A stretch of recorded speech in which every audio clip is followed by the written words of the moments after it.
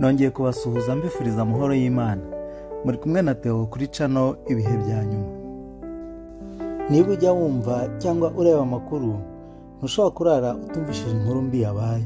Ubugizi bwa nabi, abantu bakoreye abandi bantu ibintu bibi. Kuki isi hariho ibibazo byinshi, intambara, urwango, ubugome, agahinda, urupfu n'ibindi byinshi. Birashoboka ko wumvishe cyangwa wabwiwe ko bituruka ku cyaha cya Adamu. Amadini menshi niko akunda kuvuga, cyane cyane ya Gikristo, bakakubwira ngo yariye imbuto Imana yari yamubujije. Akenshi ibisobanuro byacu bigarukira aho ngaho, ukibaza ukuntu urubuto gusa rwatuma isi ihinduka isi y'ibibazo bikakuyobera. Icyaha bakoze kirenze kurya imbuto. Ni ikintu yakoze, ni ikintu cyabaye umurage w'urubyaro rwe rwose, ruhora rugisubiramo iteka ryose. Ahubwo nawe ugenzuye neza ushobora gusanga izo mbuto nawe uzirya, kuko nta muntu n'umwe utarakoze icyaha. Uyu munsi tugiye kurebera hamwe icyaha yakoze icyo ari cyo mu by'ukuri, n'ingaruka kitugiraho ndetse n'ukuntu twagikira kikatuvaho.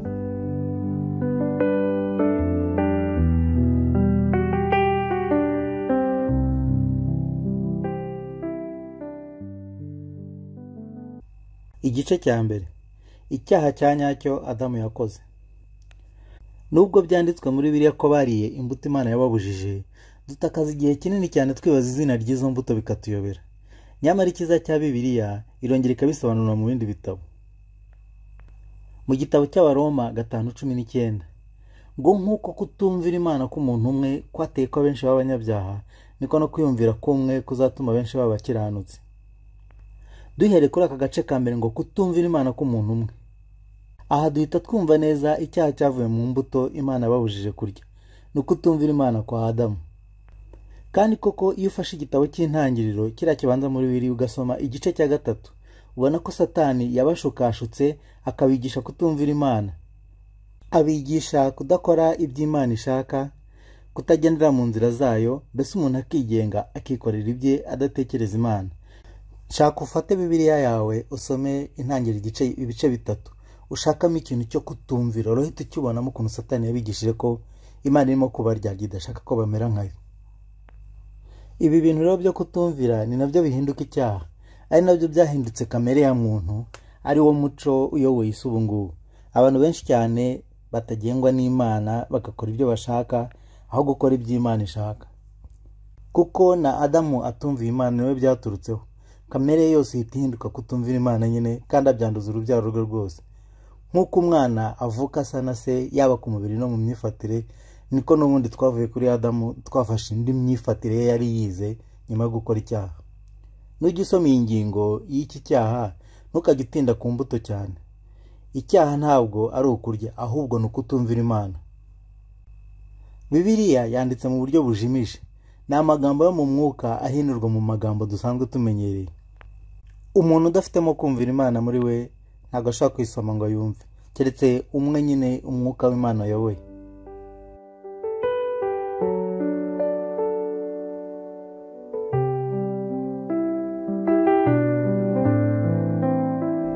Igice cya 2. Ese wari uzi ko nawe izi mbuto ushobora kuba uzirya? Nta muntu n'umwe wumvira Imana uko bikwiriye hano ku isi, kubera ko ari akantu nyine ka Adamu kajemo. Ngo kutumvira Imana kumwe kwateye ko benshi b'abanyabyaha. Yego cyane, kuko buri cyaha cyose ni ukutumvira Imana. Tekereza niba hari ibibi ukora, urabizi ko ubikora kandi Imana itabikunda, ariko urabikora nyine kubera kutumvira Imana.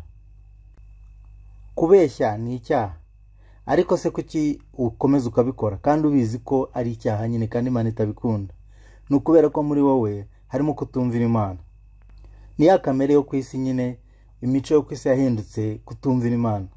Nta muntu utazi ko Imana itubuza gusambana, kwangana, kwikunda, gutongana, kurakara, kwirengagiza abababaye, kugira ubusambo n'ubugugu, kugira ishyari, gutukana, kubwirana amagambo mabi, imvururu, no kutubaha Imana muri rusange. Ariko ibyo ni byo abantu bakora gusa, kuko kamere yabo yahindutse kutumvira Imana. Ubikora kubera kutumvira Imana nyine, ariko byatangiriye mu kutumvira kwa Adamu, none abamukomotseho bose babaye abanyabyaha, nk'uko uriya murongo wo muri Bibiliya bitubwira ngo kutumvira Imana kwa Adamu kwatumye abantu bose b'abanyabyaha. uzitegereze ibindi biremwa byose Imana yaremye, buri kiremwa cyose kibyara abana basa nkacyo, yaba mu myitwarire ndetse no ku ishusho. Adamu nawe n'abamukomotseho bagomba gusa nkawe, yaba ku ishusho no mu mico. Ariko mu ntangiriro Imana yamuremye asa nkayo, kuko Imana yaravuze ngo reka tureme umuntu usa natwe abe nkatwe. Nuko yari afite ishusho y'Imana, afite n'imyitwarire nk'iy'Imana. Satani rero araza ashyiramo kiriya kintu cyo kutumvira Imana, none cyakuriye mu bantu bose, cyakomeje kugenda mu rubyaro rwe rwose. Ibyo rero byatumye abamukomotseho nabo bagira iyo nenge nyine yo kutabasha kumvira Imana. Niyo mpamvu kiriya cyaha cyahindutse cya buri wese, ndetse nta n'ubushobozi tugifiteho ngo twabihindura. Byabaye umuco wo ku isi, nta n'umuntu n'umwe wumvira Imana, kuko bose bakora ibyaha. Mbese byinjiye muri sisiteme y'umuntu bihindura kamere ye. Niyo udashaka gukora icyaha, abandi baragusitaza bakakigukoresha. Genda rero ugenzure neza, urasanga nawe ukora ibintu bibi, ukora bimwe bijyana no kutumvira Imana. Ushobora kuba ubeshya, ugira ishyari, udakunda abantu, cyangwa se muri rusange utumvira Imana 100% nk'uko bikwiriye. Icyaha cya Adamu cyahindutse icy'abantu bose.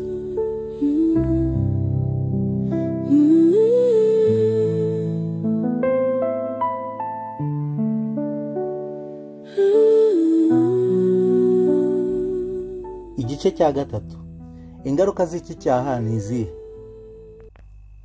Tumaze kubibona ko icyaha cyose gihwanya no kutumvira Imana, mbese gukora iby'Imana itubuza gukora, ari byo byitwa nyine kutumvira Imana. Kutumvira ni ikintu kibi cyane. Kutumvira bivuga ko inshingano zawe zipfuye, nta kamaro uba ukimaze. Nk'iyo umukozi atumvira ku kazi, atangira kwikorera ibye, bamubwira ngo kora ibi, umutima hakazamo ibindi, ahubwo agashaka gukora ibinyuranye n'ibyo bamubwiye, wagashaka gukora ibyo ashaka. Bituma rero akazi gapfa, kandi kuko baba bafite ukuntu bapanze akazi kagomba kugenda, we agashaka kwikorera ibye, ka kazi nyine agakora nk'uhimana kagapfa. Iyo ushinzwe abakozi abibonye akabona ko urimo kwica akazi nkana, arakwirukana nyine akakuvana mu muhanda agashyiramo undi ushobora kubikora. Burya buri sosiyete yose ntago bakunda abantu batumvira. Dukoresha ingero. Urabona nko mu muryango, iyo umwana avuyemo akanga kumvira, ababyeyi bagerageza kumushyiraho amategeko kugira ngo bamukumire ye kujya kure cyane. Ariko hari igihe amategeko amunaniza agahunga, cyangwa se n'umubyeyi yabona umwana atakimwumvira akamwirukana. Keretse byibuze wa mwana ukiri mu myaka yo kugororwa ukiri mutoya, niho ababyeyi be bakomeza kugoragoza. Iyo umuntu atacyumvira ku kazi, nta kundi baramwirukana. Iyo umuntu atumvira leta, arafungwa. Umuntu utumvira nka gutya abantu batumvira ku ishuri, nk'abanyeshuri batumvira ku ishuri, barabirukana. Nta sosiyete n'imwe wabaho wigenga wikorera ibyo ushaka, uba ugomba kumvira, kuko sosiyete iba ifite intumbero bashaka kugeraho. Iyo umuntu avuyemo rero agata umurongo, abayiyoboye babibona nabi, agirana ibibazo nabo. Burya niyo umuntu atumvira Imana, hari ingaruka mbi ziba zimutegereje. Kubera kutumvira Imana hano ku isi, bituma haba akajagari, ibibazo byinshi cyane, bino tubona nyine bitugiraho ubuzima bubi. Abantu benshi ku isi ntago bumvira Imana, nk'abategetsi bamwe na bamwe ku isi ntibumvira Imana, bigatuma bateza intambara, urwango, kwikunda, ubutunzi, kwangana, ubusambanyi, ubugizi bwa nabi, ishyari, ubugambanyi, kutubaha Imana, kutubaha ikiremwa muntu muri rusange, umuntu agashaka kugitesha agaciro. Ibyaha byinshi cyane byuzuye hano mu isi mbese bituruka ku kuntu abantu batumvira Imana. Ibi rero kubera ko tuba twarangije kwirukana Imana mu mitima yacu, bituma duhura n'ububabare ku isi cyane kandi bukagera ku bantu bose. Dufate nk'ingero za hafi. Dufate nk'izi ntambara iwacu mu Burundi no mu Rwanda twagiye tunyuramo. Urebe ibibazo zatuzaniye. Umwana aravuka agasanga ni imfubyi, kandi ubwo ikibazo cy'ubupfubyi akigendana nacyo ubuzima bwe bwose. Kandi buriya wasanga hari n'abantu batekereza ko Imana ibi bifitemo uruhare. Reka da, zino ntambara zituruka muri twe hagati yacu, mu migambi mibi dufitanye, kandi turabizi ko Imana itabikunda. Ni icyaha kwica umuntu, ariko kubera kutumvira Imana ntawe uyitayeho, ahubwo turakomeza tukabikora, ndetse tukumva tunafite n'impamvu zumvikana zo kubikora. Dufashe nk'urugero, nk'umuntu wishe undi, icyo yaba amuhoye icyo ari cyo cyose nta kintu bivuze. Nk'abana be bazarerwa nande? Ubwo ntabwo baba bateje umuruho w'ubuzima bwe bwose. Nk'umuntu ujya gusenya urugo rwa mugenzi we se, nk'ubwo abazi ibibazo azanye muri uwo muryango, abantu bazabaho batishimye, abana bazabura kirera. Dufate nk'urugero rw'umuntu wibye agafatwa agafungwa. Ninde uzarera abana be? Icyaha icyo ari cyo cyose kizana ingaruka, kandi izo ngaruka ntabwo zigera ku wagikoze gusa, zigera no ku bantu bamwegereye. Nutabasha kumvira ku kazi ngo ukore neza nk'uko babigusaba, uzirukanwa, umuryango wese uzabaho gute? Ingaruka z'icyaha rero ntabwo zigarukira kuri nyiracyo gusa, ahubwo buri wese. Niyo mpamvu kuri iyi si hari ubuzima buruhije, bubabaje. Waravutse usanga wenda ababyeyi bawe barapfuye, urirera kugeza ukuze. Cyangwa se waravutse usanga iwanyu habaye ibibazo bikururana n'umuryango kugeza ubuzima bwawe bwose. Hari ibyaha byinshi cyane abantu bakora ntibanabimenye ko ari na bibi. Ni byinshi cyane, nko kudakundana, kwirengagizanya. Twaremewe gukundana. Ibyaha byose bigira ingaruka mbi muri rusange ku bantu bose kandi.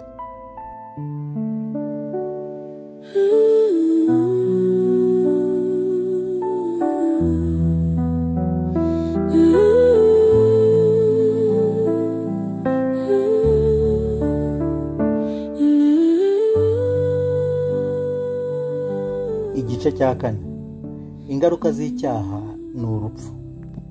Mu gitabo cy'Abaroma ibice 6:23 baravuga ngo kuko ibihembo by'icyaha ari urupfu, ariko impano y'Imana ni ubugingo bubonerwa muri Yesu Kristo umwami wacu. Ijambo igihembo urumva icyo rishatse gusobanura? Igihembo ni ikintu uhabwa gikwiranye n'ibyo wakoze. Ni nk'ingurane, mbese ni inyishyu. Ku muntu wakoze rero icyaha, igihembo cye ni urupfu.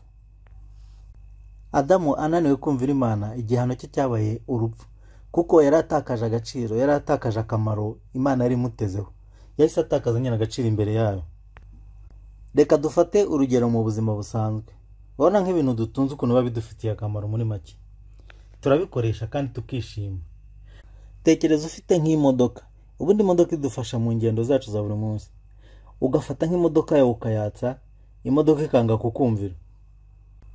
Kutumvira ku imodoka nyine ni kuri yanga kwaka nyine, ugashyiramo urufunguzo ukatsa hari nk'ikintu cyapfuye. Niyo mpamvu rero tuvuga ko yapfuye, burya iba yapfuye kuko nta kamaro iba ikimaze.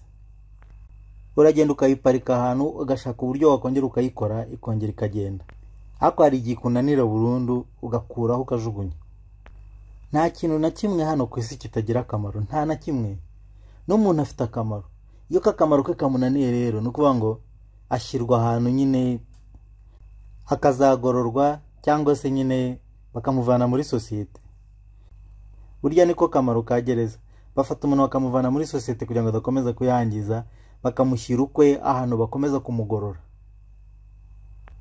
Imana rero yaremye Adamu imufitiye imigambi myiza, ariko kubera ko hajemo ka gatotsi ntiyabasha kumvira, bituma atakaza ka kamaro ke. Kandi burya yari yapfuye mu mwuka, yari yarangije gupfa. Kwa kundi imodoka ibigihari uyireba ariko yapfuye, burya nawe yari agihari agenda, ariko mu mutima yapfuye kubera kutumvira. Kandi rero kubera ko kutumvira ko ari kwamwinjiyemo byabaye kamere ye, ukomeje gusoma igice cya 3 mu ntangiriro, hari izindi mbuto zari ziteye ubwoba zari zirimo yashoboraga kongera kurya. Niyo mpamvu Imana yamukuye mu busitani. Burya rero natwe iyo tutumviye Imana, tuba dukomeza kugendera muri ya ngendo ye yatumye dutakaza agaciro ku Mana. Nkuko ya modoka yapfuye uyishyira ahantu nyine ukayiparika, ukazaba ureba ibyayo nyuma. N'umuntu utumvira Imana burya aba ameze nk'uwataye agaciro nyine, kuko ibyo yaturemeye ntabwo ari byo turimo gukora. Tuba twatakaje agaciro kacu, muri make ubona nta n'ikintu tuba tukimaze. Niba uri umuyobozi cyangwa se uri umubyeyi, urabizi neza iyo batakumviye ukuntu bikubabaza, niko n'Imana bibabaza. Ndi gukoresha amagambo akakaye cyane, munyihangane, niko bimeze muri rusange. Bibiliya itubwira ko ingaruka z'icyaha ari urupfu. Imana izakora abantu batayumvira mu bwami bwayo, bajugunywa hanze yabwo.